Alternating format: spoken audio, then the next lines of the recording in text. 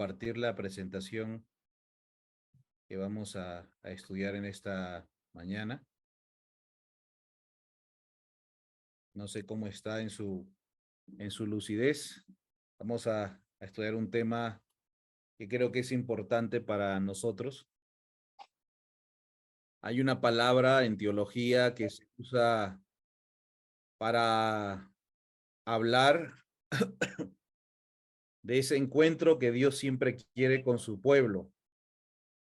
Desde el principio, antes del pecado, Dios, dice la inspiración, conversaba con la santa pareja. Tenían caminatas donde Jesús iba junto a ellos y les hablaba en cuanto a quién era Él, quién era Dios y quiénes eran ellos. Después del pecado, la Biblia registra de que Dios ya no puede tener esa comunión directa con su criatura. Se abre un abismo y no es porque Dios esté molesto con su criatura, sino que la santidad de Dios destruiría al hombre pecador. Pero aún a pesar de una circunstancia cambiada, de una criatura rebelde, Dios sigue trabajando para revelarse al ser humano. Y se usa una palabra en teología que es teofanía, la revelación de Dios a su criatura. Dios siempre ha querido esto, lo desea y lucha por eso. Por eso nosotros encontramos que en el libro de Éxodo el Señor le dice a su pueblo, a un pueblo que había salido de Egipto, un pueblo ignorante, un pueblo con un espíritu idólatra aún. Le dice, construyanme un santuario para que yo habite en medio de ellos, de ustedes, en medio del pueblo. Dios queriendo siempre habitar con su pueblo, revelarse con su pueblo. Esto es lo que siempre Dios ha querido y lo ha hecho ahora por medio de su revelación, la palabra de Dios y la naturaleza. Pero la palabra de Dios ha sido puesta en duda.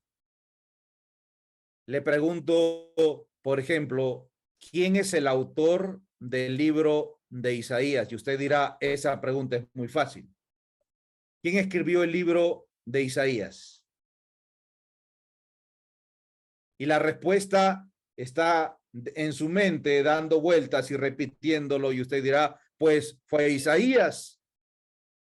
Ahora, hermanos, dentro del ambiente quizá de la iglesia, de los que leemos el libro de Isaías, de nosotros, y decimos, bueno, ahí dice Isaías y el autor es Isaías, entonces el que lo escribió es Isaías, no hay duda. Por 25 siglos había unidad de pensamiento en esta idea. Fue el profeta Isaías quien escribió el libro de Isaías. Pero algunos críticos alemanes empezaron a mostrar evidencias, supuestas evidencias en cuanto a que la autoría del libro de Isaías no es solo un Isaías, sino que habían dos escritores con el mismo nombre, Isaías, y que el principio del libro de Isaías, del capítulo 1 al 39, lo escribió un hombre con el nombre de Isaías, pero que lo había escrito en el siglo 8 antes de Cristo, en el 700 antes de Cristo. Y a partir del capítulo 40 hasta el capítulo 66, lo escribió otro hombre con el mismo nombre, Isaías, pero lo escribió después del exilio babilónico. Es decir, que del año 535 en adelante. ¿Cuál es la razón?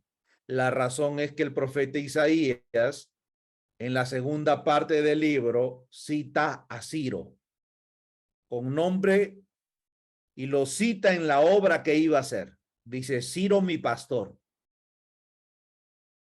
Los últimos versos del capítulo 44 y los primeros del versículo 40, del capítulo 45. Y entonces ellos decían, se presenta aquí a Ciro. ¿Cómo puede este hombre saber de Ciro? Ya que se presenta que el libro de Isaías fue escrito 150 años antes de la existencia de Ciro. Y entonces presentan este argumento y dicen, no, lo escribió otro Isaías. No es solamente este el argumento, sino que además se dice de que los que han estudiado el libro de Isaías pueden darse cuenta de esto, y aunque es un argumento que para mí no es válido, puede tener razón en algo, que desde el capítulo 1 hasta 39, usted encuentra un mensaje distinto que del capítulo 40 al 66. Usted encuentra un mensaje distinto. Entonces ellos dicen cómo Isaías está hablando el capítulo 1, 2, 3, 20, 25 al 39 de un mensaje, y a partir del 40 es otro mensaje distinto. Conclusión, lo escribieron dos Isaías distintos en fechas distintas. Y entonces, dentro de los eruditos y entre comillas de los que más saben, de los que más estudian, ponen en duda la autoría del libro de Isaías. Entonces dicen, no, no se puede creer mucho esto. Les podría hacer otra pregunta. ¿Quién escribió el libro de Hebreos? ¿Quién escribió el libro de Hebreos? ¿Quién me ayuda a ver con esto? ¿Quién escribió el libro de Hebreos? Alguien puede abrir su micro sin temor a equivocarse. ¿Quién escribió el libro de Hebreos? Pablo. Dice Pablo, ¿verdad? Ahora, yo creo que fue Pablo y en verdad deberíamos creerlo así, pero dentro de los eruditos, y de nuevo voy a decir dentro de los que más saben, hay una discusión hasta hoy en cuanto a la paternidad de la epístola de Hebreos. Y se han negado a creer de que ha sido el apóstol Pablo quien escribió esta epístola. Desde el mismo inicio, esto estuvo en discusión. Uno de los padres de la iglesia, uno de los reconocidos padres de la iglesia, Orígenes, miren lo que él dice. Los padres de la iglesia, hermanos, son aquellos hombres que son reconocidos como líderes y maestros de la iglesia cristiana desde el siglo I hasta el siglo III, creo, quizás me estoy equivocando, después de Cristo. Entre ellos está Orígenes, y él decía, quien haya escrito, quien la haya escrito es solo conocido por Dios, hablando de la epístola a los Hebreos, porque él decía, no se sabe quién lo escribió, no sabemos quién escribió este libro, así que no se reconoce mucho que haya sido el apóstol Pablo el autor de esta epístola, y se ha creado incertidumbre en cuanto a la escritura. Dicen, ¿cuál es el argumento? El argumento es sencillo. El apóstol Pablo escribe de una manera distinta. Es decir, el estilo literario del contenido del libro de la epístola a los Hebreos no se le reconoce al apóstol Pablo porque es distinto. Cuando usted estudia la epístola a los Corintios, que lo escribió el apóstol Pablo, la epístola a los Gálatas, a los Romanos y otras cuantas epístolas del apóstol Pablo, ellos lo examinan y dicen, es distinto el estilo literario de la epístola a los Hebreos. Así que no se puede reconocer a Pablo como el autor de la epístola a los Hebreos. Ahora, existen argumentos para aceptar de que Pablo es el autor de la epístola a los Hebreos. Hemos estudiado una lección de escuela sabática que se titulaba Los Hebreos. Y yo digo, por eso es importante estudiar la lección de escuela sabática. La lección de escuela sabática, hermanos, es hecho o programado dentro de la iglesia para que la iglesia adventista, nosotros los miembros, obtengamos conocimiento. Otro día, en otro trimestre, se estudió solo el libro de Isaías, la estructura del libro, quién lo escribió, cuál es el mensaje. Repito, por eso es importante estudiarlo. Pero la gran mayoría no lo estudiamos. Lo dejamos olvidado. Y así Satanás empieza a crear dudas. Es la obra de Satanás poner en duda los escritos inspirados. La incredulidad, hermanos, es la obra del diablo. La sierva del Señor en el libro Camino a Cristo dice lo siguiente, página 105. Muchos, especialmente los que son jóvenes en la vida cristiana, no está hablando de jóvenes en edad, jóvenes en la vida cristiana, es decir, los que recién se convierten, se sienten a veces turbados por las insinuaciones del escepticismo, de la incredulidad. Escepticismo, usted puede entenderlo como incredulidad, falta de confianza en la verdad, en alguna cosa. Un escéptico es alguien que no cree, ¿ok? Y puede haber cristianos escépticos que no entienden la escritura. Yo recuerdo a un joven que estando en una escuela, no aquí en el Perú, en otro lado, él decidió no asistir más a las clases que se daban en la escuela.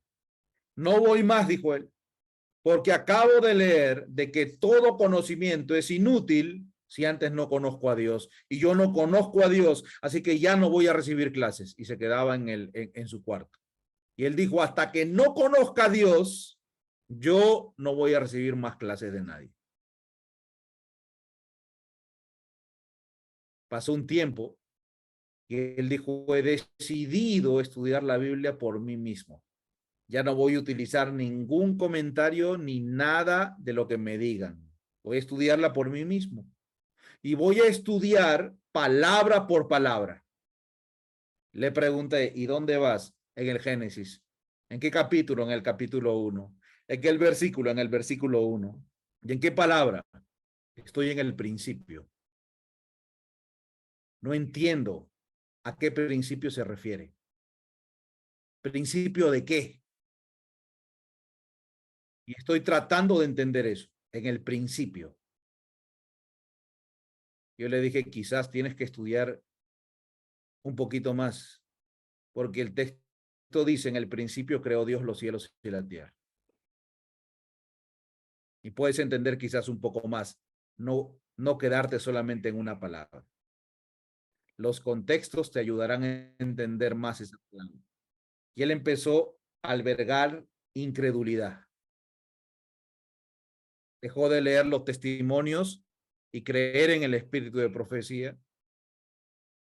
Y trata de entender a Dios sin estudiar la palabra inspirada. Muchos, especialmente los que son jóvenes en la vida cristiana, se sienten a veces turbados por las insinuaciones del escepticismo.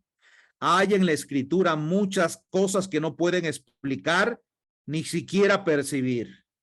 Y Satanás las emplea para hacer vacilar su fe en las santas escrituras como revelación de Dios. Preguntan, ¿cómo sabré cuál es el buen camino? Si la Biblia es en verdad la palabra de Dios, ¿cómo puedo librarme de estas dudas y perplejidades? ¿Se dan cuenta lo que hace el diablo? El diablo lo que hace es que crear dudas en la palabra de Dios, porque la palabra de Dios es quien nos guía. Y cuando crea dudas, nos preguntamos, ¿y yo cómo sé que me estoy yendo por el buen camino? Hermanos, dentro de la teología sistemática se estudia lo que se conoce como inspiración y revelación. Se discute esto, revelación e inspiración. Revelación, inspiración. Y ahorita, si usted nunca escuchó este término o nunca lo estudió, ahora le voy a dar unas pinceladas para que lo entienda. Revelación, inspiración. Yo pondría mejor, para mí me acomoda más inspiración y revelación, al revés.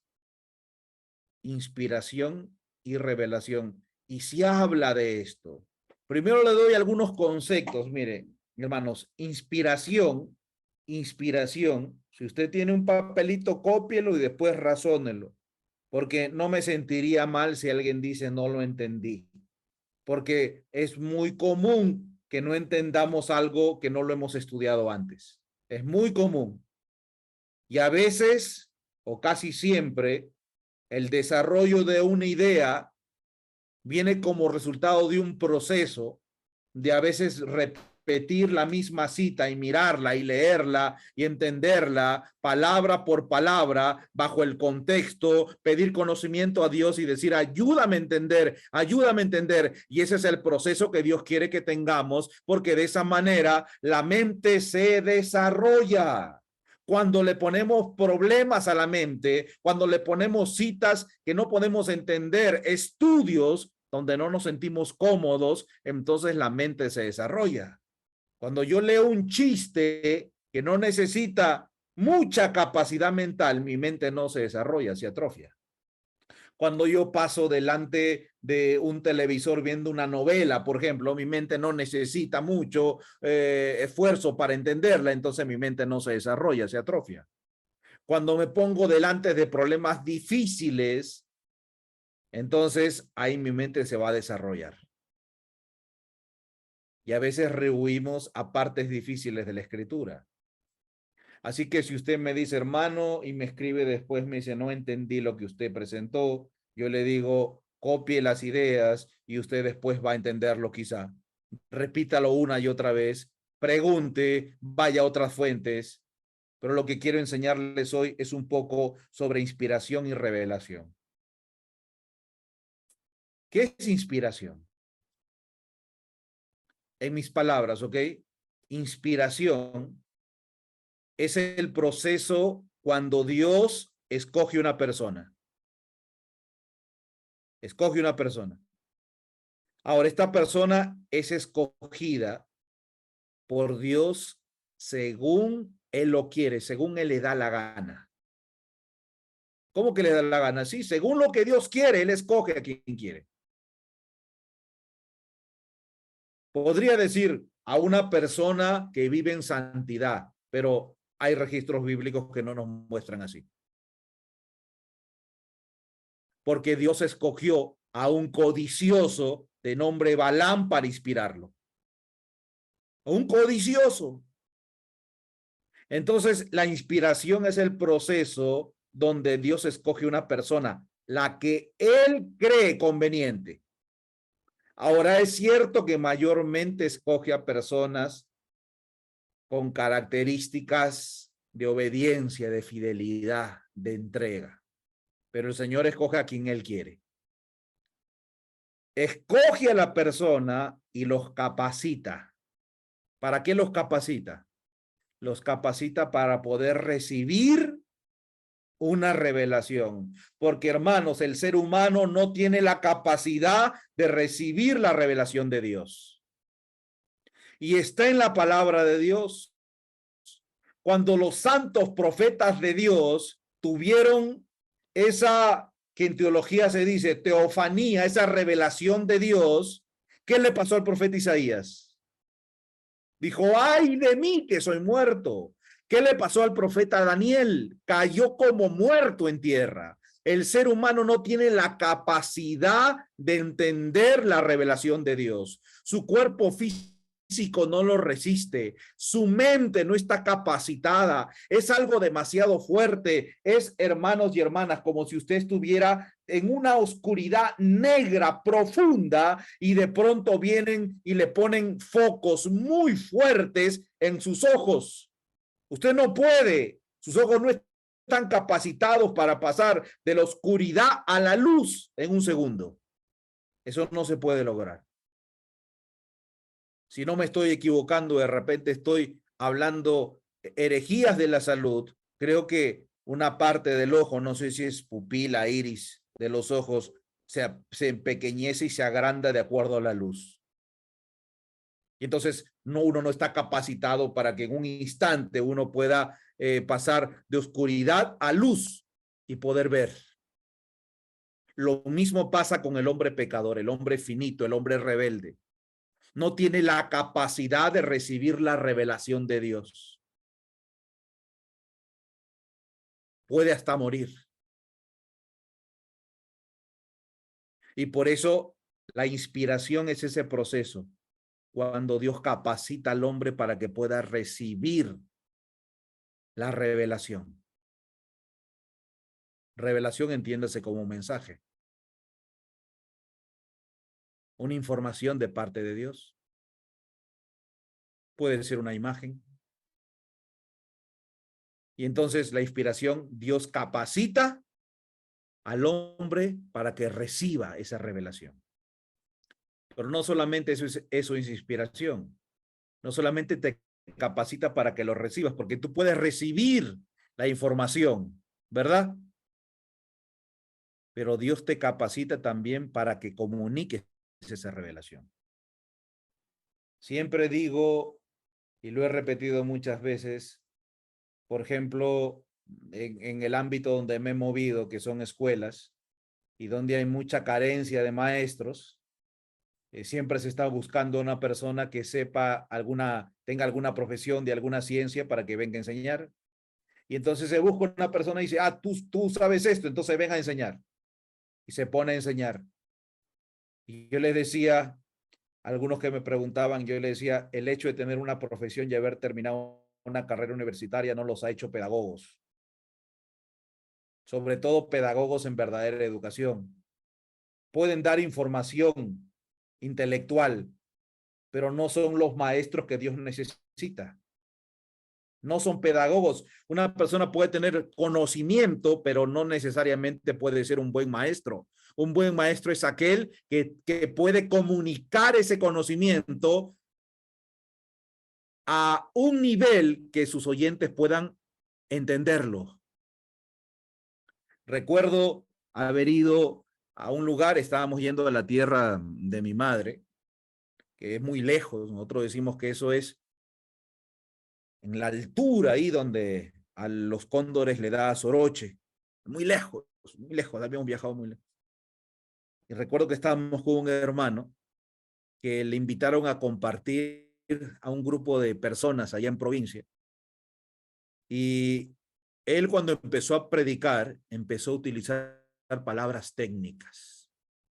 Empezó a decir, esto será apoteósico, esto será una tarea titánica, empezar a utilizar palabras técnicas, y yo miraba a los hermanos y no lo entendían. Ahora, yo no sé por qué utilizaba palabras tan técnicas. No lo había visto escuchar esas palabras, no lo había oído escuchar esas palabras en otro lado. Pero yo podría decir que en ese momento él no era un buen maestro, porque puede hablar cosas muy bonitas y muy técnicas, pero su público no le estaba escuchando. Es decir, que un maestro es aquel que tiene la capacidad de poder comunicar la información que tiene en su mente, de tal manera que los que lo escuchan puedan entenderlos a su nivel. Por eso es que existe, y esto está muy bien, hermanos, maestros que enseñan a niños y maestros que enseñan a adultos. Porque a los niños se les llega desde una enseñanza distinta. Usted ha visto que los maestros de niños hasta cambian la voz, alargan las palabras, gestualizan más, utilizan imágenes. En la iglesia adventista se utiliza imágenes, franelógrafos y todo esto. Sus mismas lecciones tienen más figuras, porque es una manera distinta como se enseñan niños que adultos. El maestro tiene que entender que lo que tiene en la mente tiene que comunicarlo a niños. Es una información distinta. Entonces, hermanos, le tomo este ejemplo para que usted entienda que inspiración es el proceso donde Dios escoge a una persona y lo capacita para recibir, como también para comunicar. ¿Qué cosa? La revelación. ¿Y qué es la revelación? Un mensaje. Revelación se dice cuando algo está oculto y se revela, ¿verdad? Entonces Dios quiere revelar algo. Y esta revelación, les repito, puede ser un mensaje hablado de Dios a la persona, en este caso al profeta, le decía, escribe, escucha lo que te estoy diciendo. Se mostraba una imagen o una visión. Y entonces ahora el hombre que era inspirado estaba capacitado para recibir, comunicar la revelación, o sea, el mensaje de Dios. ¿Ok? Eso es inspiración y eso es revelación. Inspiración, Dios escoge una persona, lo capacita para poder recibir y poder comunicar un mensaje que es una revelación. ¿Ok? Ahora, hermanos, existen tres teorías en la iglesia adventista y también en las denominaciones cristianas referentes a lo que es inspiración. La discusión está casi en la inspiración. Yo le voy a nombrar tres de ellas, dos son peligrosas, son falsas. La primera de ellas es la teoría de la inspiración verbal. Segunda, la teoría de la inspiración como encuentro. Y la tercera, la teoría de la inspiración plenaria. Ahora, no se asuste si usted dice que me están enseñando hoy tantas palabras. ¿Ya entendió qué es inspiración? ¿Entendió qué es inspiración? ¿Sí? Inspiración es cuando Dios escoge una persona y la capacita para recibir y para comunicar un mensaje. ¿Ok? Y ese mensaje es la revelación. Es decir, que podríamos utilizar un sinónimo y decir mensaje revelación. Lo mismo, ¿ok? Ahora, estas teorías también son sencillas. Lo que sucede, hermanos, es que los que estudian estos puntos utilizan palabras muy técnicas. Mi trabajo es que usted pueda entender las palabras técnicas. Yo escuchaba a algunos hermanos predicando, no sé si es cierto, quizá mi hermano Juan va a decir eso es falso. Yo no sé si es cierto, escuchaba a algunos hermanos decir, no sé si es verdad, la verdad, si suena lógico o no, que la medicina tendría que ser una ciencia fácil y que algunos hombres eruditos de la medicina agarraron y cambiaron los términos fáciles en términos difíciles para monopolizar el entendimiento de la medicina. Así que hoy ya no se utiliza palabras sencillas, sino palabras técnicas dentro de la medicina. Entonces, cuando le dicen es un pediatra, uno que no sabe un poco dice, ¿un pediatra qué es? ¿Y qué es un pediatra? Un doctor especialista en tratar a las enfermedades de los niños, ¿no? Un pediatra, ¿no? ¿Verdad? Entonces uno dice, ¿verdad? ¿Y por qué no me lo dicen así? ¿Por qué me dicen pediatra? ¿Será verdad que algunos eruditos cambiaron las palabras y le hicieron más difícil para que el pueblo no lo entienda, entonces ellos sí lo entienden y así se hagan ricos? No lo sé, hermanos. Lo que sí puedo decir es que nuestro lenguaje, el ser humano siempre ha buscado la evolución de la palabra. Y dentro de la evolución de la palabra, del desarrollo de la palabra, se ha buscado decir más con menos. Es decir, en vez de decir un doctor especializado en las enfermedades de los niños, se utiliza una palabra, un pediatra. Y dentro del lenguaje, esto es evolución. Y yo sí lo creo así. Usted puede creer distinto, pero yo lo creo así. Yo creo que es así. Que decir más hablando poco es evolución. Ahora, si usted cree distinto, de hecho, los que tienen esta idea progre dicen hay que cambiar palabras, ¿no? Dicen todos, todas y todes para referirnos a un grupo. Todas, todas y todes. Cuando en la evolución de la palabra, cuando te refieres a todos, te estás refiriendo a todos los presentes o a todas las presentes. Y si quieren, para ser inclusivo y progre, a todos les presentes. Y se utiliza la palabra todos. Entonces, en la evolución que ha tenido el ser humano en la palabra, ha tratado de utilizar menos para decir más. Menos para decir más. De hecho, estamos haciéndolo ahora. Yo le diría, ¿qué es inspiración? Inspiración, y usted me explicaría, bueno, inspiración es la obra en que Dios toma a un hombre y lo capacita para recibir y comunicar una revelación. ¿Se da cuenta? Pero toda esa explicación se resume en inspiración. Y entonces yo solamente tengo que decirle, está inspirado, y usted ya debe entender qué es. No tengo que explicarle todo. Por eso es que yo creo que la evolución de la palabra nos ha ayudado a nosotros a decir más. ¿Son técnicos? Claro que sí, y para eso se estudia, pues, hermanos.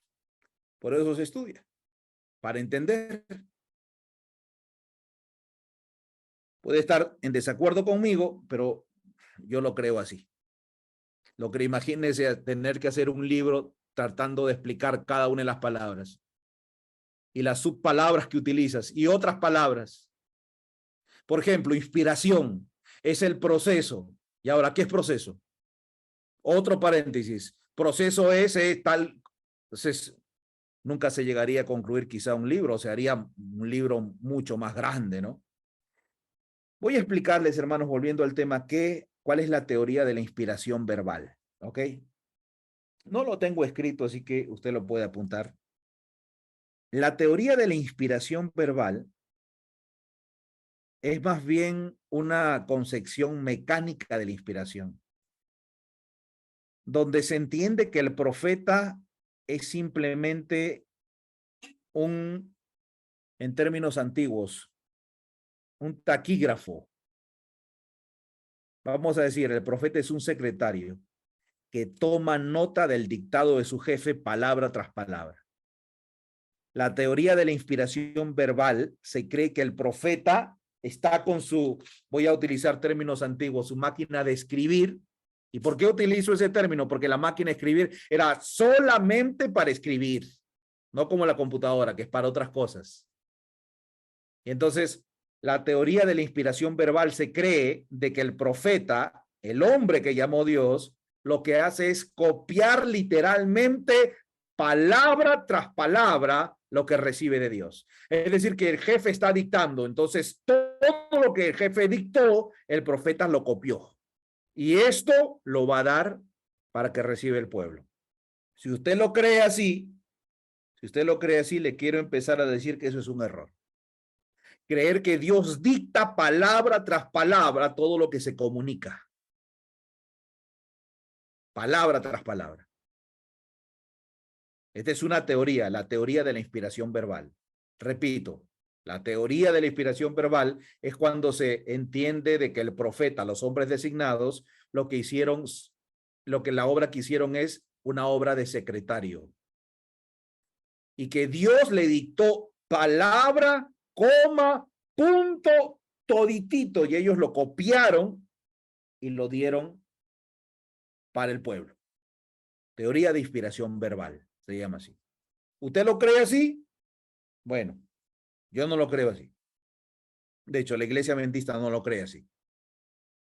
La segunda es la teoría de la inspiración como encuentro. Eso es algo más complicado, porque la teoría de la inspiración como encuentro se cree que el profeta es inspirado como persona. También nosotros lo creemos así.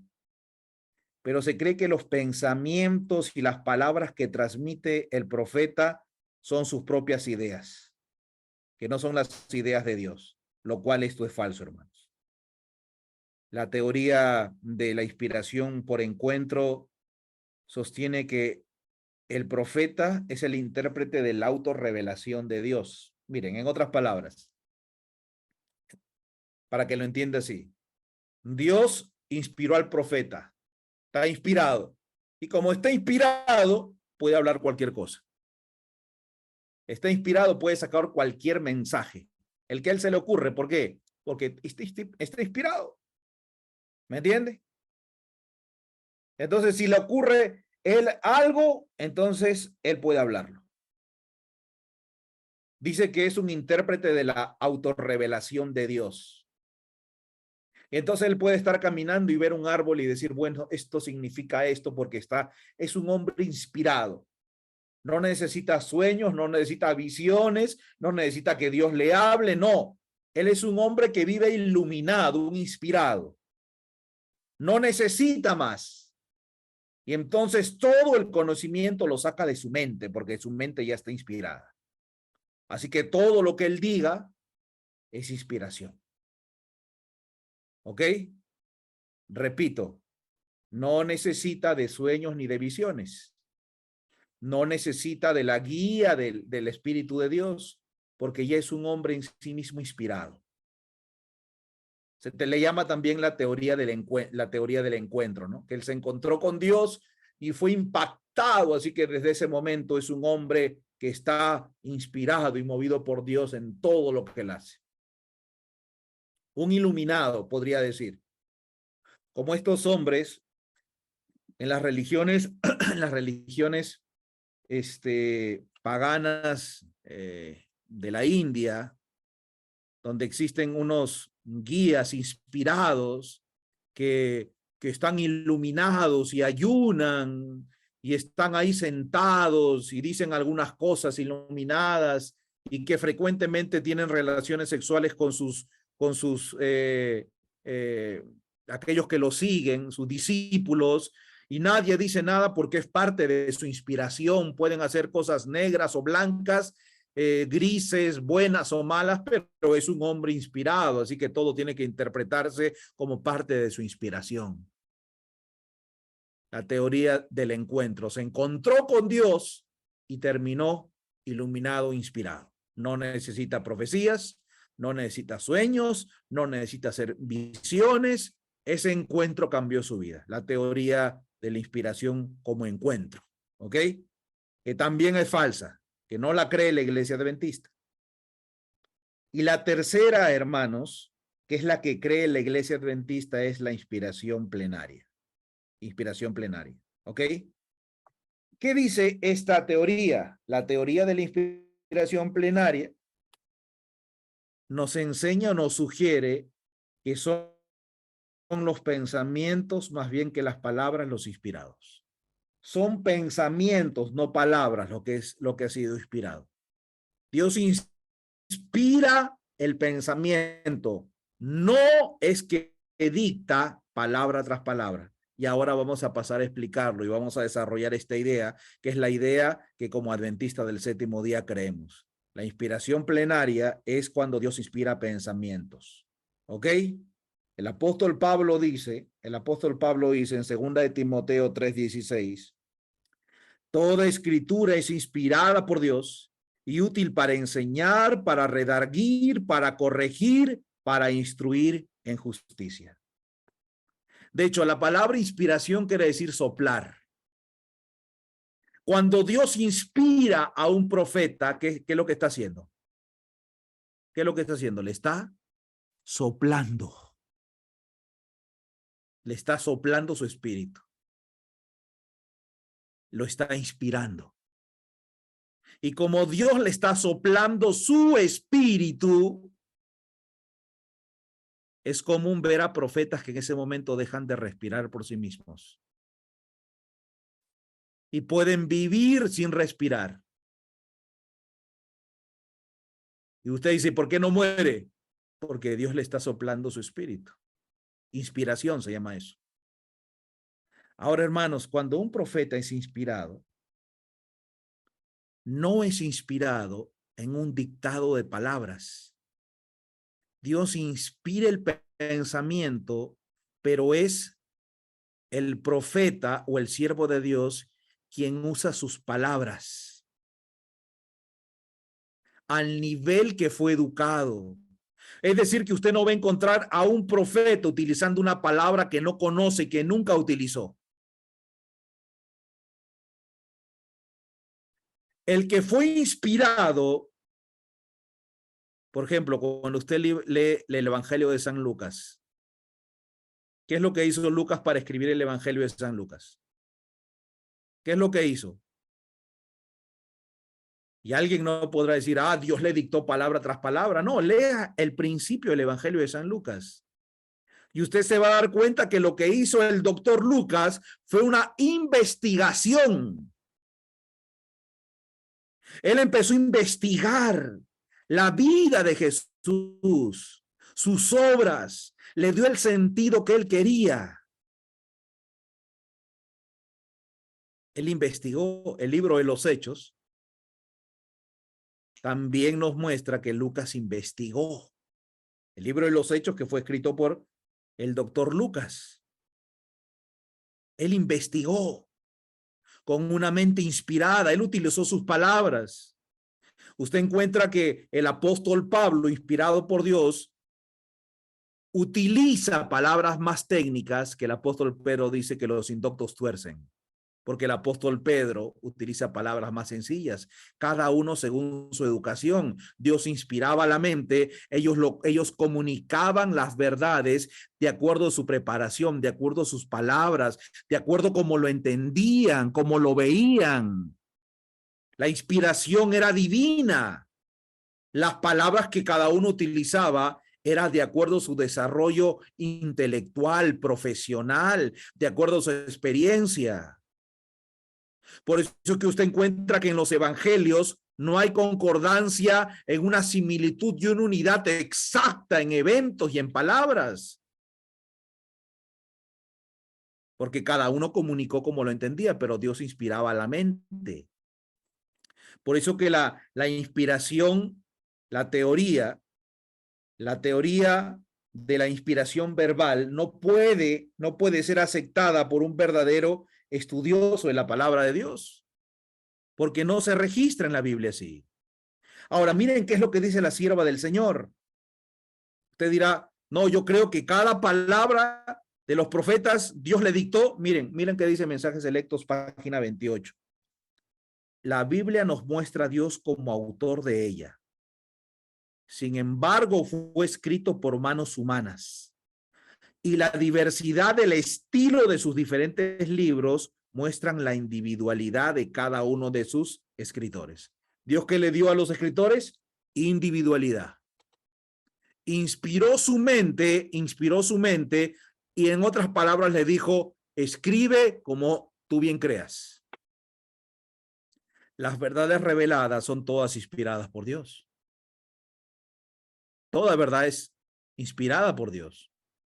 Pero Dios le dejó individualidad al que recibe la revelación para escribir y comunicar. Mensajes Selectos, tomo 1, página 24. La inspiración no obra en las palabras del hombre ni en sus expresiones, sino en el hombre mismo que está imbuido con el pensamiento bajo la influencia del Espíritu Santo. ¿Se da cuenta? La inspiración no te dicta palabra tras palabra, coma, punto aquí, punto aparte, sino que obra en el hombre, en la mente del hombre, bajo la influencia del Espíritu Santo. Dios no dicta palabra tras palabra. Dios inspira la mente y el hombre es el encargado de comunicar con sus propias palabras y en su individualidad. El mismo libro, página 29. Dios se ha dignado a comunicar la verdad al mundo por medio de instrumentos humanos. Y él mismo, por su Santo Espíritu, habilitó a los hombres y los hizo capaces de realizar esta obra. ¿Cómo se llama esto? Inspiración. Dios habilita al hombre. Esto se llama inspiración. Guió la inteligencia de ellos en la elección de lo que debían decir y escribir. Miren, hermanos, y aquí hay algo que usted tiene que entender. Dice, Dios guió al hombre ¿en qué? En la elección de lo que debían decir y escribir. Esto es inspiración. Es decir, que Dios no solamente en la inspiración lo capacita para que pueda recibir el mensaje. Repito, en la inspiración lo capacita para poder comunicar. No es que Dios le dice, te capacito para que recibas. Y después le dice, bueno, para comunicar te dejo totalmente solo. Es claro y es cierto que no dicta palabra tras palabra, pero también es cierto que no lo deja solo para comunicar. El Espíritu Santo guía la inteligencia para que elijan las mejores palabras.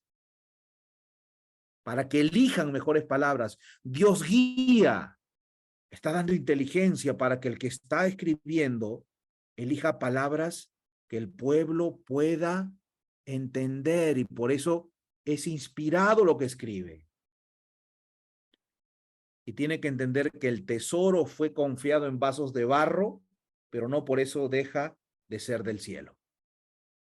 Aunque son seres humanos finitos con errores los que están escribiendo, y Dios está llevando y capacitando para que decidan qué poner, cuáles son las mejores palabras, no olvide que los que escribieron fueron hombres que se podían equivocar. Eso no lo debe olvidar. Una cita más, Mensajes Selectos, tomo 1, página 23. Hermano, si usted está entrando en alguna duda, le está quedando alguna duda, sin dudar, ahí no entra en duda, escríbame por WhatsApp o deje su pregunta en el chat de Zoom y diga, bueno, entonces, ¿por qué esto?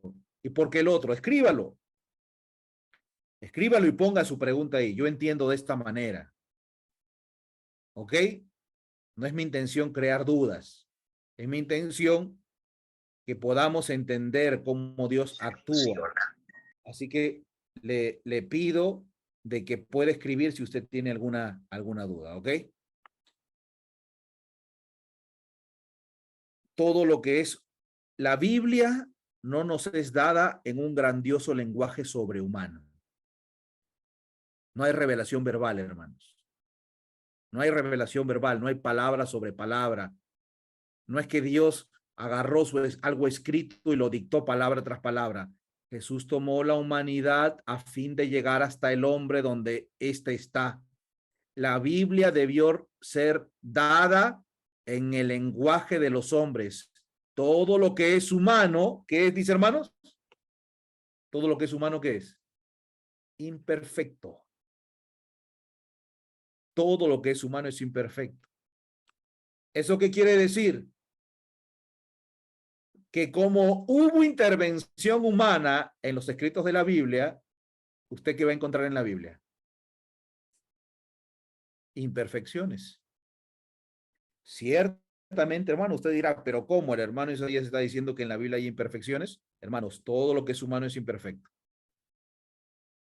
Así que en medio de la inspiración, que no nos sorprenda de que existan errores que no cambian el sentido, pero usted va a encontrar. Y yo le voy a mostrar ahora algunos.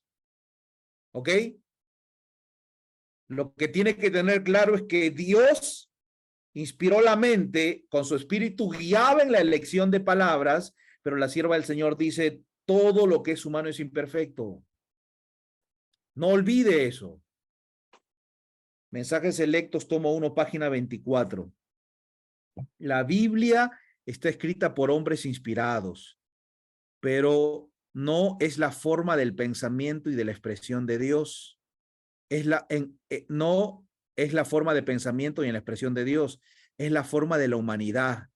Dios no está representado como escritor, ¿me entiendes? Dios no es el escritor. No es que Dios escribió y los profetas simplemente eran los secretarios. Por ejemplo, hoy por hoy, los escritores de libros tienen secretarios que pueden escribir por ellos. Pero cuando se publique el libro, tiene el nombre del autor. Y la sierva del Señor dice, Dios no está representado como escritor, porque Dios, repito, inspiró la mente y es el autor bíblico o inspirado quien escribió. El Espíritu Santo no los abandonó, les ayudó y los guió en la elección de las mejores palabras, pero ellos son los que eligieron, dice la inspiración. Es el hombre quien elige, no es Dios. Así que cualquier error que usted pueda encontrar en la Escritura no es un error de Dios, porque Dios no puede errar. Es el error humano, porque el humano sí puede errar. Dios no, dice, Dios no está representado como escritor. Con frecuencia los hombres dicen que cierta expresión no parece de Dios. Dicen, eso no parece de Dios. ¿Cómo se está quejando ese autor bíblico? ¿Cómo está diciendo cosas que no debe decir? ¿Cómo puede decir eso? Eso no es de Dios. Cierta expresión no parece de Dios. No es de Dios, porque es de humano. Pero Dios no se ha puesto a sí mismo a prueba en la Biblia por medio de palabras de lógica, de retórica. Los escritores de la Biblia eran los escribientes de Dios, no su pluma. ¿Me entienden, hermanos? No es que los hombres, los siervos de Dios no eran su pluma. No copiaban al pie de la letra lo que Dios estaba dando. Y ahora dice la sierva del Señor, miren, no son las palabras de la Biblia las inspiradas. No son las palabras de la Biblia las inspiradas, sino los hombres son los que fueron inspirados. ¿Entienden la expresión? No son las palabras de la Biblia las inspiradas, sino los hombres son los que fueron inspirados, y a los que le está a punto de dar un calambre en el cerebro, escríbalo y después léalo bien. Porque alguien estará diciendo, ¿cómo que la Biblia no es inspirada? No, eso no está diciendo. Y ya di todo el contexto para citar lo que estoy leyendo ahorita. Para mí es palabra de Dios, ¿eh? Es la inspiración, ¿no? Dice Elena G. de Guay, es palabra de Dios. Así que ella está diciendo, no son las palabras de la Biblia las inspiradas. Y hermanos, no se rompa mucho la cabeza. Lo que está diciendo la sierva del Señor es, Dios no dictó palabra tras palabra. Dios inspiró la mente de los profetas para que los profetas escribieran de acuerdo a su educación, de acuerdo a su influencia, de acuerdo a lo que ellos sabían, tenían y podían. Dios inspiró la mente, no palabra tras palabra. La inspiración no obra en las palabras del hombre ni en sus expresiones, sino en el hombre mismo. Repito, está diciendo, Dios inspiró la mente, que está imbuido con pensamientos bajo la influencia del Espíritu Santo, pero las palabras reciben la impresión de la mente individual. La mente divina es difundida. La mente y la voluntad divina se combinan con la mente y la voluntad humanas. De ese modo, las declaraciones del hombre son palabras de Dios. ¿Por qué son palabras de Dios? Porque se mezcla con Dios. Porque Dios está inspirando, está guiando, pero no olvide de que Dios utiliza instrumentos humanos, y donde el humano pone su mano, ¿se puede equivocar o no? Se puede equivocar. Se puede equivocar, hermano. Puede haber errores, porque el humano está ahí. Pero déjeme decirle que son errores intrascendentes, que no cambian el sentido de la escritura en ninguna manera. Yo le voy a mostrar, por ejemplo, 2 errores. Y usted después lo estudia y me dice, hermano, usted está equivocado, esto no fue error, esto fue error de copista, tal persona lo copió mal. Usted puede decir eso, pero para mí no es un error de copista ni de traducción, lo escribieron y así está escrito, y es un error, pero no trasciende en nada en lo que Dios nos está comunicando. Vamos a algunos errores, mire. Marcos capítulo 5, versículo 1 al 4. Ya habla de la experiencia de los endemoniados gadarenos, ¿ok? Dios cruza el mar de, perdón, Jesús cruza el mar de Galilea con sus discípulos. El Señor Jesús ahí calma la tempestad que se levanta y llega a Gadara, a las costas de Gadara. Y cuando él llega, miren lo que dice Marcos, ¿ok?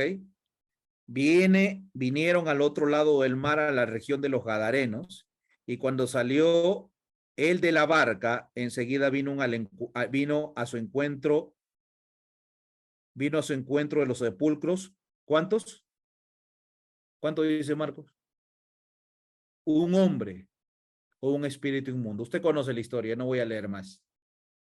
Marcos dice que vino un hombre, ¿ok? Un endemoniado. Ahora, después está Lucas. Lucas 8, 26 y 27 narra la misma historia y dice, y arribaron a la tierra de los Gadarenos que están en la ribera opuesta a Galilea.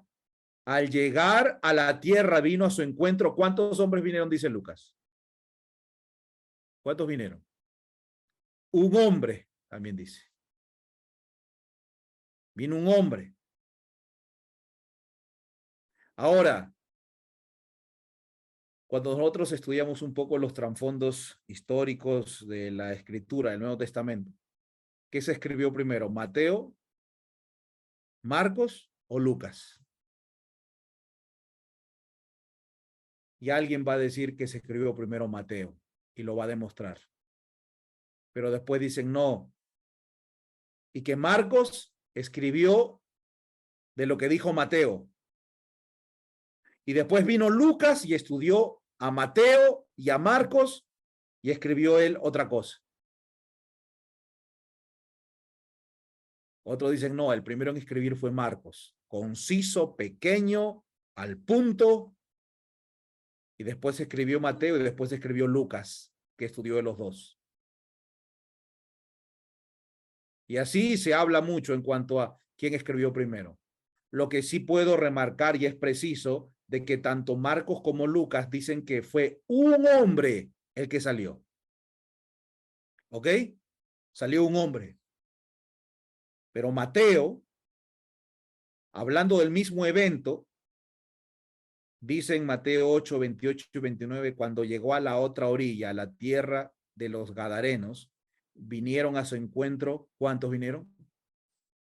2 endemoniados que salían de los sepulcros. La pregunta que hacemos es, ¿cuántos endemoniados eran? ¿2 o 1? Y no importa la respuesta que usted dé, va a ser de que alguien de los escritores, de los evangelistas esté en error. No importa lo que usted crea. Usted puede creer que es 1. Si usted cree que es 1, Mateo estaba equivocado. Usted puede creer que es 2. Si usted cree que es 2, entonces Lucas y Marcos estaban equivocados. ¿Es verdad o no? Alguien cometió un error. Ahora, ¿quiere saber quién cometió el error? ¿Quiere saber quién cometió el error? Si usted quiere saber quién cometió el error, escríbame por WhatsApp. Yo le voy a decir quién cometió el error. Le voy a dar esa tarea. Porque alguien cometió aquí un error. Y déjeme decirle, y yo lo invito, vaya, vea las traducciones de copistas, porque alguien puede decir, no, es que el copista copió mal la traducción, en la original no dice así. No, falso. Tal como se escribió, tal como está traducido hasta ahora. Pero usted vaya e investigue. Yo ya fui y estoy convencido de que alguien cometió un error aquí. Ahora, mueve mi fe esto en creer en la Biblia y alguien puede decir, ya ve, hay un error, esto no hay que creer en la Biblia porque es hecho de humanos y hay un error. Si usted cree eso, usted no entendió lo que hemos estudiado anteriormente. No es que Dios le dictó a Marcos y le dijo, es uno. No es que Dios le dictó la palabra a Lucas y le dijo, es uno. Dios no dictó la palabra a Mateo y le dijo, son 2. Dios inspiró la mente y cada uno escribió de acuerdo a su impresión. ¿Ok, hermanos? Así que si usted quiere saber cuál es el error, mire otro error. Mire otro error, hermanos. Ahora el error viene de Mateo. Miren este error y usted dirá, entonces Mateo es el equivocado, porque acá como se ve equivocar así, miren, Mateo 27:9 dice, hablando de las profecías mesiánicas que tenían que cumplirse cuando Jesús iba a estar en esta tierra. Hay más de 300 profecías mesiánicas. ¿Qué son profecías mesiánicas? Eventos que tenían que cumplirse en la vida de Jesús. Que su ropa se iba a repartir, que iba a decir sed tengo, que iban a ser de una virgen. Miqueas 3:2, por ejemplo, dice que iban a ser en Belén. Todas estas profecías del Antiguo Testamento se cumplieron en Jesús. Y lo que hacía el apóstol Pablo, ¿se acuerdan cuando Jesús estaba camino a Emaús con 2 de sus discípulos? La Biblia dice, Lucas capítulo 24, de que Jesús empezó a mostrarles en la escritura, en Moisés y en los profetas, lo que decían de él. Es decir, que Jesús empezó a mostrar y decía, mira, acá dice que iba a ser muerto en una cruz. Y se cumplió. Mira, aquí dice que iba a decir tengo. Mira, aquí dice que los iban a dejar. Mira, aquí dice que iban a hacer en tal fecha. Mira, aquí dice, y entonces ellos vieron y dijeron, todo lo que decía el Antiguo Testamento se cumplió en Jesús. Ahora, miren lo que dice Mateo, Mateo 27:9 y 10. Así se cumplió lo dicho por el profeta Jeremías, cuando dijo, y tomaron las 30 piezas de plata, precio del apreciado, según precio puesto por los hijos de Israel, y los dieron para el campo del alfarero, como me ordenó el Señor. Entonces Mateo está viendo los últimos eventos de la vida de Jesús, cuando Judas fue y recibió 30 piezas de plata por la muerte, por entregar a su maestro, y después se arrepiente y va y dice, no, él es inocente, y tira las piezas de plata, y los Anás y Caifás dicen, ese es tu problema, tú ya lo vendiste, y Judas va y se ahorca, ¿ok? Esas 30 piezas de plata las recogen y dicen, bueno, esto no lo podemos tirar al tesoro del templo. Así que van y compran un terreno. Todo esto lo narra Mateo, ¿ok? Y dice Mateo, así se cumplió lo dicho por el profeta Jeremías. Ahora, hermanos, Mateo le atribuye esta profecía al profeta Jeremías. Le voy a decir, Mateo se equivocó. No lo dijo Jeremías. Usted vaya al comentario bíblico adventista y va a decir, bueno, posiblemente Jeremías pudo haberlo entendido de esta manera, Mateo, porque indirectamente Jeremías pudo haber dicho, así que no, le da una explicación. Yo le digo, Mateo aquí comete un error, porque no fue Jeremías quien citó esta profecía mesiánica, fue el profeta Zacarías quien lo dijo. Y miren, Zacarías 11:12 al 13. Y les dije, si os parece bien, dadme mi salario, y si no, dejadlo. Y pesaron por mi salario 30 piezas de plata. Y me dijo Jehová, echadlo a tesoro, hermoso precio con que me han apreciado. Y tomé las 30 piezas de plata y las eché en la casa de Jehová al tesoro. ¿Se da cuenta lo que dice? Y entonces alguien puede venir y decir, entonces la Biblia no es palabra de Dios, porque Dios no se puede equivocar. Y aquí ya me mostraste 2 errores. Hermano, tú en vez de ayudarme a creer en la Biblia, me estás ayudando a ser incrédulo, me estás empujando a no creer en la palabra de Dios. Es porque no entiende lo que es inspiración y revelación. Dios no inspiró palabra tras palabra, y por eso la sierva del Señor lo dice. Donde está la mano humana va a haber error. Dios inspiró el pensamiento, pero cada uno lo escribió como lo entendía y podía. Podríamos mencionar que en Números 10:29 se presenta a Jobat como el cuñado de Moisés. En cambio, en Jueces 4:11 se lo identifica como su suegro. Que hay algunos más errores, pero repito, sin trascendencia, en detalles menores, insignificantes. Lo que queremos destacar, hermanos y hermanas, es que el tesoro de Dios está en vasos de barro. Y estos vasos de barro, estos envases, contienen equivocaciones, errores, discrepancias, llámelo como usted desee. Pero estos errores de ninguna manera niegan la inspiración divina del material ni la autoridad divina que hay detrás de los mensajes inspirados. El problema es cuando nos salimos del mensaje que Dios quiere dar en detalles. Y en los detalles puede haber equivocaciones, claro que sí, porque son manos humanas, que se equivocaron, pero son errores intrascendentes, hermanos. Dios inspiró la mente, ellos utilizaron su lenguaje, su impresión, lo que ellos entendieron. Déjeme comentarles, déjeme comentarles, por ejemplo, ya que somos adventistas y creemos en la inspiración de Elena G. de White, un obrero de California del Sur, él empezó a justificar su incredulidad en cuanto a los escritos inspirados, a los testimonios de la sierva del Señor, de Elena G. de White. Y justificó su incredulidad haciendo referencia a algo que la sierva del Señor, Elena G. de White, había escrito. Elena G. de White había estado escribiendo en cuanto al sanatorio del Valle del Paraíso que queda cerca de San Diego. Y ella había mencionado de que en este sanatorio había 40 habitaciones. Ella había dicho en el sanatorio y en esas 40 habitaciones, ella había dicho, pero en ese sanatorio no había 40 habitaciones. En ese sanatorio había 38 habitaciones. Así que este hombre creía que en este detalle Elena G. White se había equivocado, por lo tanto no es inspirada, no es profetisa. Y que esto estaba perjudicando ciertamente las pretensiones que teníamos como adventistas de ser inspirada por Dios. Porque no habían 40, habían 38. ¿Ok? Entonces, la sierva del Señor le escribe a este hombre y miren qué es lo que le dice. Manuscrito 107, página Manuscrito 107, año 1909, dice.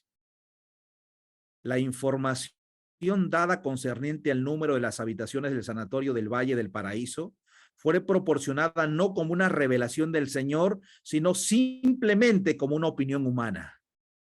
Nunca se me ha revelado el número exacto de habitaciones de cualquiera de nuestros sanatorios. Y el conocimiento que he obtenido de tales cosas lo he adquirido preguntando a aquellos que se suponen que saben. Hay ocasiones en que deben mencionarse cosas comunes, deben ocupar la mente pensamientos comunes, deben escribirse cartas comunes y dar información que ha pasado de un obrero a otro. Tales palabras, tal información no son dadas bajo la especial inspiración del Espíritu de Dios. ¿Se da cuenta? Es decir, que estos detalles y esta información no es que Dios lo inspiró. La sierva del Señor estaba diciendo, esas 40 habitaciones, y este hombre dice, entonces no es profeta porque hay 38. Está fijándose en un detalle. ¿Se da cuenta? Está fijándose en un detalle ahí. Y la sierva del Señor está diciendo, no, usted se está equivocando. A veces hay que citar cosas comunes. Y quizá en esto, Elena G. White lo mismo le está diciendo, esta información yo la obtuve no porque Dios me lo reveló, sino porque yo pregunté a gente que conocía y que conocí y dijo, ¿cuántas habitaciones hay ahí? Como 40. Entonces Elena G. White está diciendo 40. Esto lo usamos nosotros todo el tiempo. Recuerde que son seres humanos, vasos de barro. Elena G. White dice, donde la mano del ser humano está, puede haber error. ¿Se da cuenta? Y por eso yo personalmente no dejo de creer en el don de inspirar, el don profético que recibió Elena G. White. Yo creo que lo que estoy leyendo es palabra de Dios.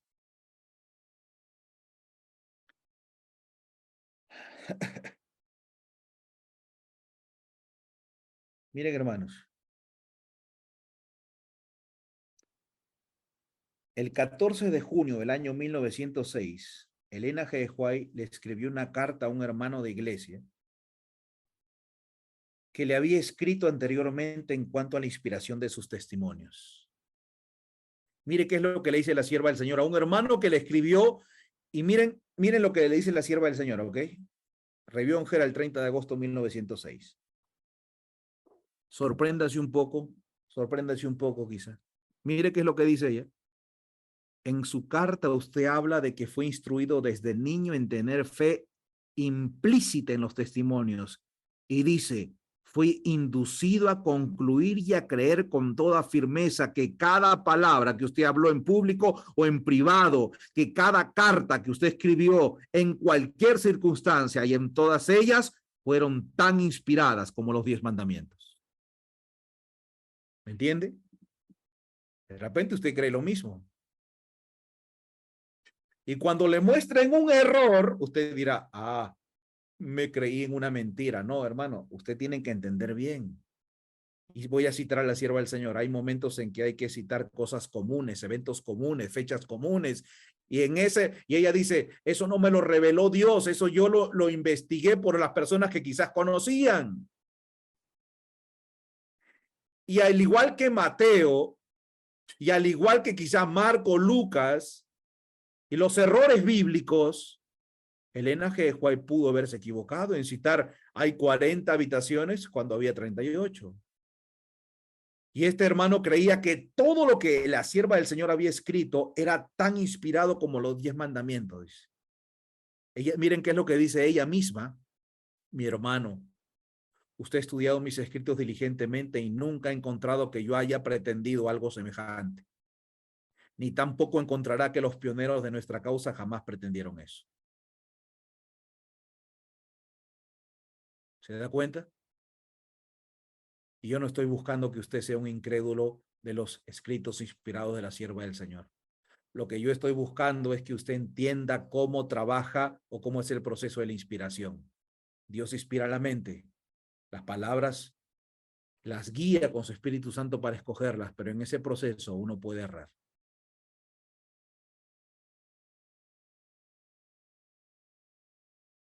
¿Ha leído usted el libro Conflicto de los Siglos?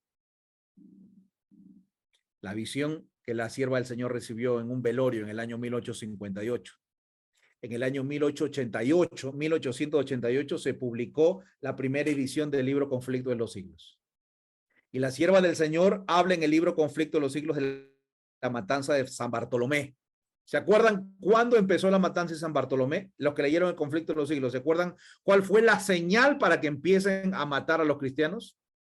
¿Alguien se acuerda? ¿Alguien puede abrir su micro y decir, sí, la sierva del Señor dice que este fue la señal para que empiecen a matar a los cristianos? ¿Alguien se acuerda de esto? ¿No han leído, no se acuerdan del libro, uno de los libros más importantes para nuestro tiempo?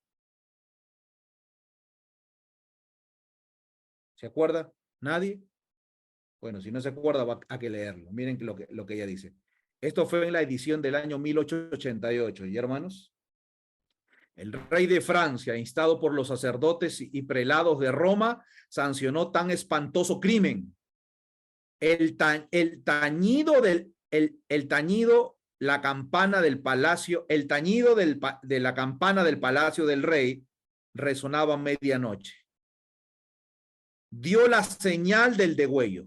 Es decir, que cuando iba a sonar la campana del palacio del rey, era el momento cuando millares de protestantes que dormían tranquilamente en sus casas, confiando en la palabra que les había dado el rey, asegurándoles protección, fueron arrastrados a la calle sin previo aviso y asesinados a sangre fría.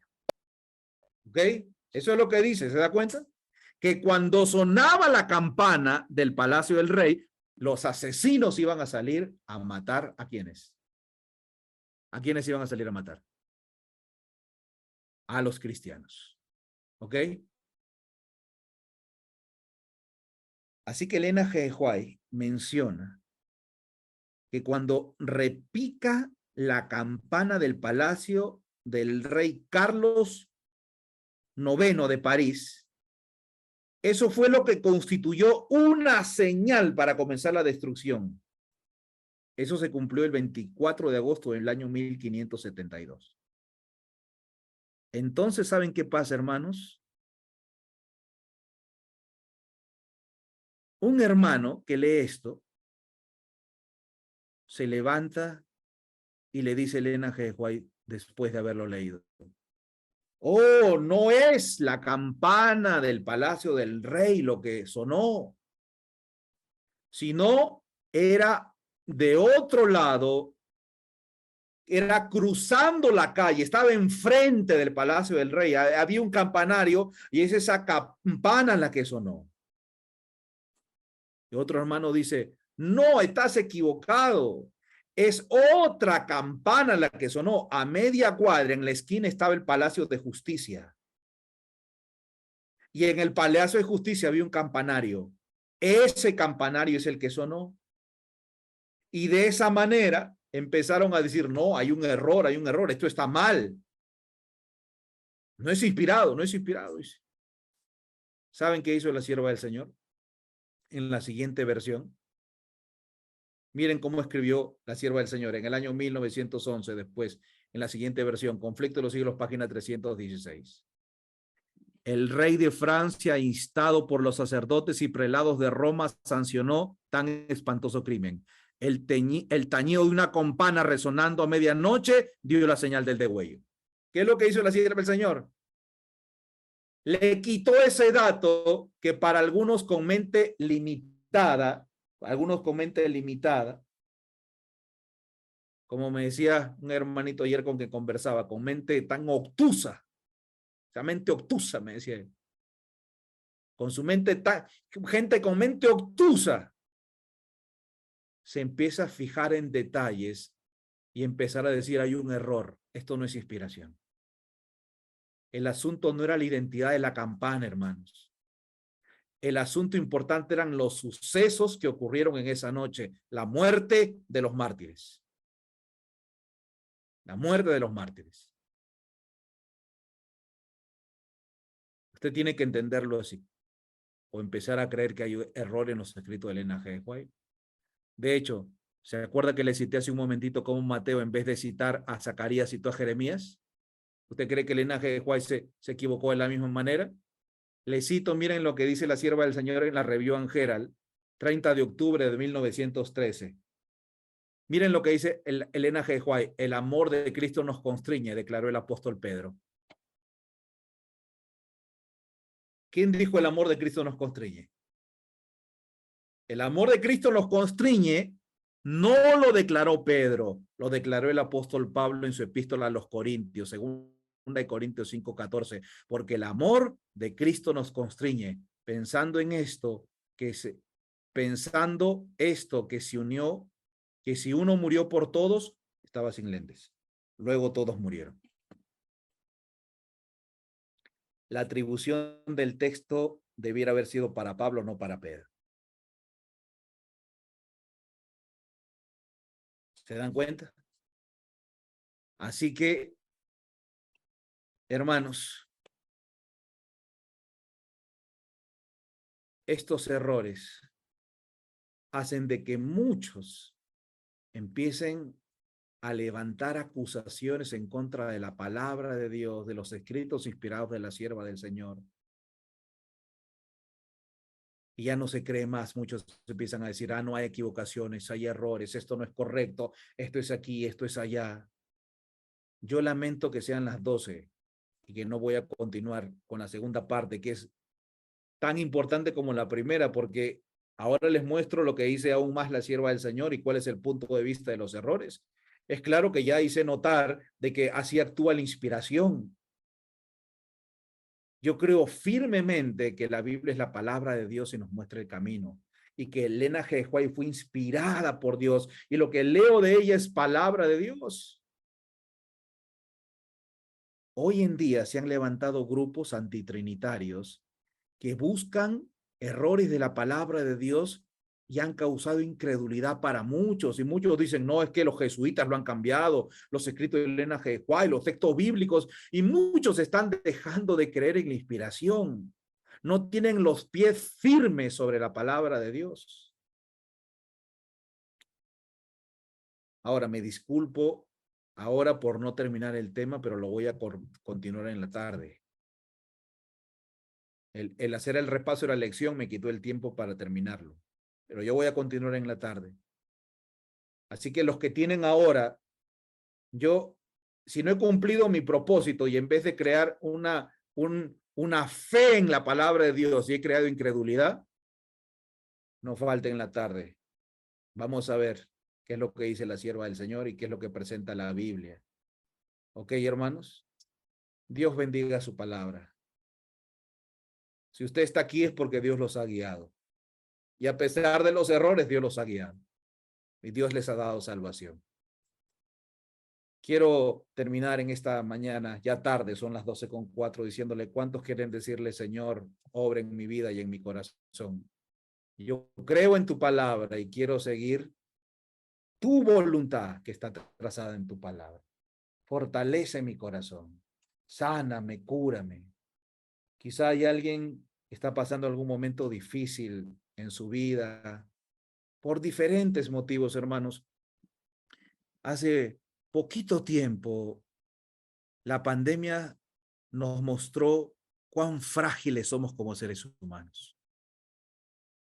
Uno puede creer que está muy fuerte, que tiene la salud muy estable.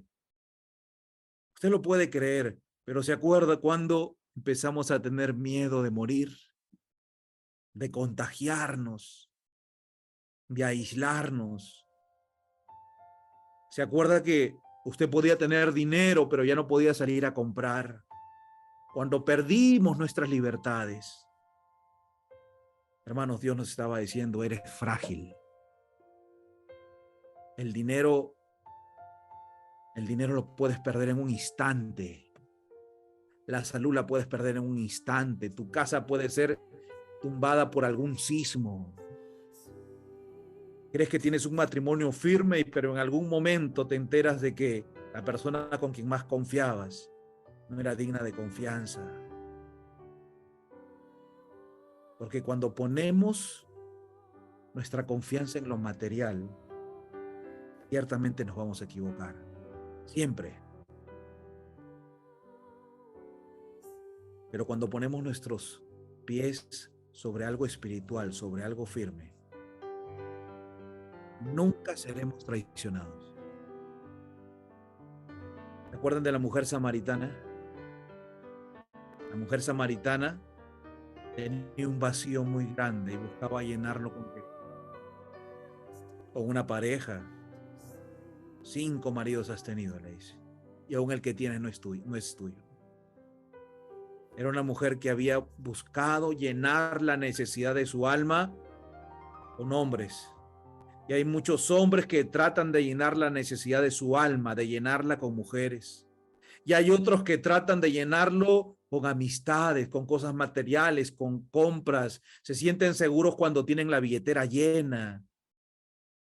Pero hermanos, todo lo que nosotros hemos buscado son cisternas rotas que nos sacian por un momento, pero luego terminamos más vacíos que antes. La única seguridad está en la palabra de Dios, porque en la palabra de Dios nos muestra que hay un Dios que nos ama, que mandó a su Hijo por nosotros, que está dispuesto a dar todo y hacer todo, y ya lo hizo por nosotros. Y ahí no me voy a equivocar. Ahí no voy a ser chasqueado. Ahí siempre seré saciado. Por eso la mujer samaritana, cuando entiende esto, dice, dame de esa agua que brota, esa agua viva que brota a borbotones. Y esa agua viva se encuentra en la palabra de Dios, donde conozco un Dios que me ama, que me salva, que me redime y que me perdona, que quiere lo mejor para mí. Por eso es que lo mejor cuando estoy enfermo es ir a la palabra de Dios, porque la palabra de Dios no es un libro muerto, es un libro vivo que nos habla de un Dios vivo. Cuando estoy pasando momentos difíciles, voy a la palabra de Dios. Me gustaba mucho leer el capítulo del libro Patriarcas del Profetas y Reyes. Cuando yo estaba deprimido, leí ese capítulo. Quizás le sirve a usted. ¿Qué haces aquí, Elías? Cuando Elías se deprimió. Me gustaba mucho leer el capítulo La tentación del deseo de todas las gentes, cuando me sentía muy tentado. Cuando anhelaba victoria, me gustaba leer el capítulo La Victoria del libro Deseo de todas las gentes. Cuando anhelaba un cambio de corazón desesperadamente, el capítulo Nicodemo, el deseo de todas las gentes, transformado por la gracia del libro Hechos de los Apóstoles. El camino a Cristo, que es hecho un libro de victoria. Hermanos, encontramos en la palabra de Dios suficiente descripción de un Dios que nos ama. Sosténgase en la palabra de Dios, y todo aquello que nos aleje de la palabra de Dios no es otra cosa que las herramientas y los ataques satánicos que quieren causar incredulidad en nuestro Dios. Dios bendiga su palabra y nos anime a creer. En la tarde voy a continuar, ¿ok? ¿Cuántos quieren decirle, Señor, quiero confiar en ti como mi Dios, quiero amarte? Puede levantar su mano ahí. Ahí donde está, quiero amarte, quiero que perfecciones mi vida.